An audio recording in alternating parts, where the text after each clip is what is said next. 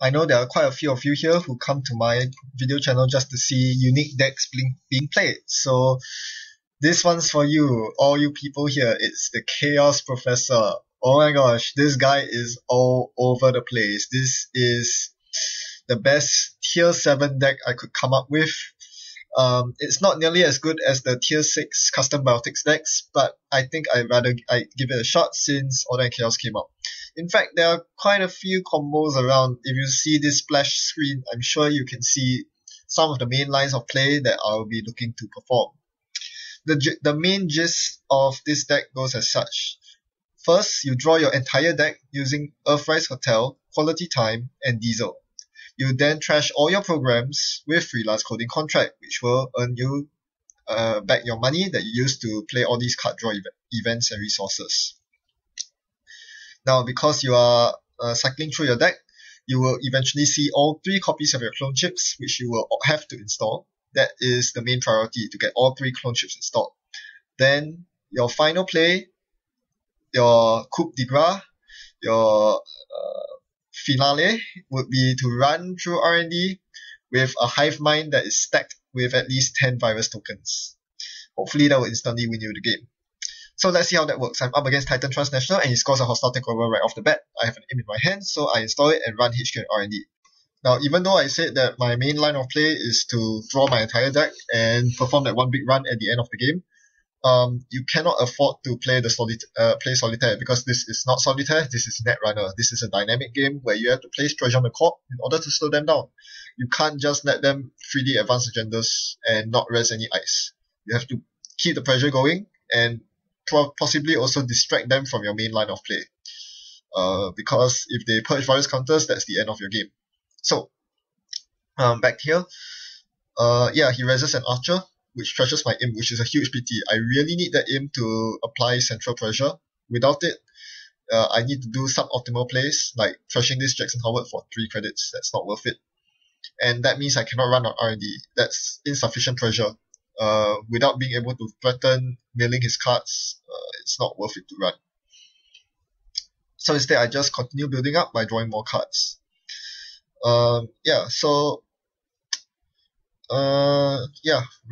The reason why I want to see all 3 clone chips is because each clone chip allows me to recycle 1 parasite. And each parasite on an ice with a completely loaded hive mind will destroy the ice. So 3 clone chips means that I get 3 parasites out, which means that I get to destroy 3 ice on R&D. So as long as he doesn't stack R&D with too many ice, I'm good to go. Here you see me sneak dooring his hand thrice, but all I see are ice and a punitive counter strike, so I know what I'm up against. So that's another form of me placing pressure on the court. I want to distract them from placing ice on R&D. Hopefully his ice will go on archives instead. That would be a successful demonstration in my book. So he still ices out R&D, which I don't want to see, because that's my main line of attack. In the meantime, I continue drawing up because I found my freelance coding contract, but all I get are 3 programs, 2 of which are magnum opuses. I shouldn't have installed the SMC last turn. Now I'm feeling the pain because all I get are 6 credits. The freelance coding contract isn't working out as well as I expected it to. It's a main source of income for my deck if I choose not to install magnum opus, and I'm suffering quite a bit. Even though I have nearly 20 programs in my deck, I just can't get all of them to be in the same hand with freelance. Origami is supposed to help, but once again, this is not the right time to install Origami. So here I decide to install Hivemind, and it's at this point that I realize that Hivemind costs 2 memory. So instead of trashing a program, I reverse the order of my actions and play an Astrolabe first. Thankfully, my kind opponent was nice enough to allow that. So memory constraints is another thing, but Sneak Door is more or less irrelevant now. He has a lot of credits, so I don't plan on running. I do not want to run into a program trasher that destroys my incubator. The incubator is a key cornerstone of this deck that, if he purges virus counters or somehow trashes it, I'm in huge trouble. That must not happen. So here I draw into my cash. That means more cash for me. Good for me.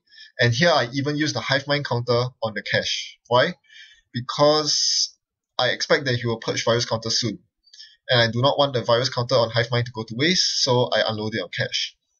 Every credit counts, especially when I need the credits to play a show gamble. So now I actually have a decent semblance of income. 10 credits should be enough to play my quality times and stuff. So my quality time draws into a heck load of programs, but no freelance coding contract, and there's no diesel. There is a diesel. I played it, still no freelance coding contract. There are 2 more in my deck, by the way, and I drew neither of them. So with 2 clicks left, I have to play as many cards as I can. So yeah, modded would be the best thing to play here, but I ran out of modded, so instead of modding, I'm going to scavenge the HiveMind onto the progenitor. And yes, this is another important reason why you run progenitor.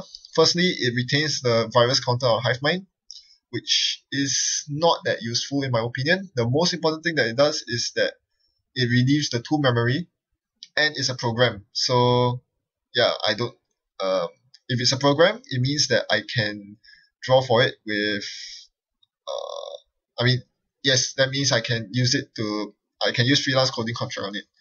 So, judging by this, I think that it is a good idea to include Leprechaun in my deck as well, because this deck is kind of memory hungry. So here I play my last quality time, and here comes the freelance coding contracts along with both of the clone chips that I was looking for. And looking through my deck, I counted the number of programs. There are not that many left, but I knew that it would be worth it to play the quality time because it will get me the medium. So yeah, so now I have 7 credits and I've drawn my entire deck. So time to discard everything and down to my last 5 cards. It's not that big of a worry because I have Levi AR Lab access.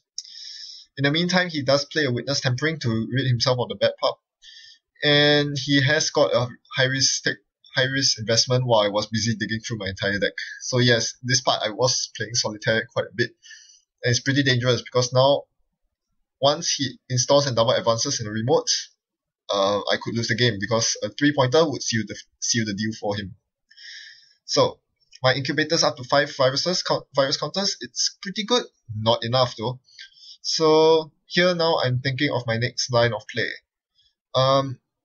Performing the endgame run is pretty cheap. All I need is 2 credits per parasite and 3 credits to install the medium, and I'm good to go.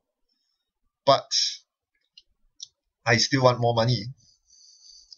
Because with money, firstly, I can beat the punitive trace, and more importantly, it will allow me to trash whatever assets I access. So here, he continues drawing stuff up with Jackson, which probably indicates that he hasn't found the agenda that he wanted to score yet, which is pretty good. Every turn that he's not spending advancing agendas is an extra turn for me to gain some breathing room, because it means that I get 1 more virus counter on the incubator. And virus counters mean everything. I'm just hoping right now he doesn't purge, because if he purges, I need to move to plan B, which is much weaker, which is to fall back on my traditional breaker suite. As you saw, I trashed quite a lot of programs, including a Gordian Blade, Cerberus, all those typical prepaid Kate programs. Those are there in case he purges virus counters, rendering my entire virus suite ineffective. In the meantime, he does unload high-risk investment after I've gained lots of money with Magna Opus, so now he's at 54 credits. So basically, the only way I can win right now is to deck him. No, I can't even deck him. The only way to win right now is to score 7 points in 1 turn. If I don't, I will die to Punitive Counter-Strike because I completely forgot to place plus crits in my deck. So here I get the clone chips ready. I have nothing to fear about power shutdown because I'm not running. And here he uses Biotic Labor to score an Atlas. So that's game basically. I have 1 turn to win the game. Because he's on 6 points, he can tutor the last hostile takeover with the Atlas. That's how powerful Titan is. So without question, I immediately unload Incubator on HiveMind because I'm going to lose the game if I don't get 7 agenda points this turn. If I get anything less, I'll get Punitive down, even if I found the last hostile takeover. So here, what do? I run R&D. Yep, well, I better score 7 agenda points. With 9 virus counters, I think I can make it. But that completely depends on how much he has trashed with Jackson. We'll see. So, first thing I do, I parasite his first ice, which is Wendigo. Quite expected because I accessed it earlier. Second ice, Ice Wall. again, that will go down to Parasite. I could bring out Cerberus instead for that, but yeah, I chose Parasite instead. And I used my last clone sheet to bring out the medium. This is why I wanted no more than 2 eyes on R&D. With that medium, I get to see 9 cards. Sorry, I should be seeing 10 cards. And of the 10 cards, I only found 1 3-pointer, which is the high-risk investments. But I have 2 more runs. And I did manage to trash 1 Christian Grid. So here I should be seeing 11 cards. Again, I'm seeing 1 less card than I should be, but that's okay because I find a Hades fragment and another high-risk investment to close the game. Whew. Whew. That was not expected. I was completely expecting to whiff there and call GG. But that combo worked out in the end, and amazingly, I managed the impossible to pull a win from behind, from being down 0-6 to winning 7-6. So yeah, you see how incredibly janky it is and how easy it is to counter. Just purge virus counters, or if you're playing this meta, all you need is to include a Cyberdex virus suite. If I access it, I'm down to 1 counter on Hive Mind again.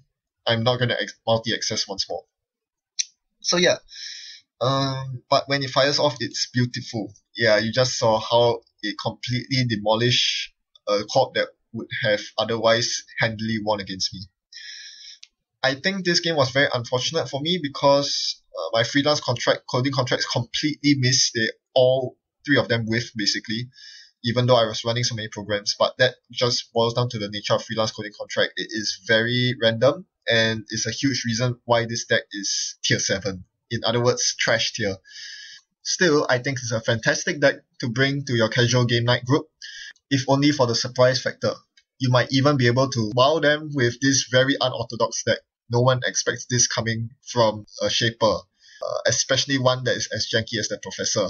This is proof that you can make it work. Thanks for watching and happy net running. Goodbye.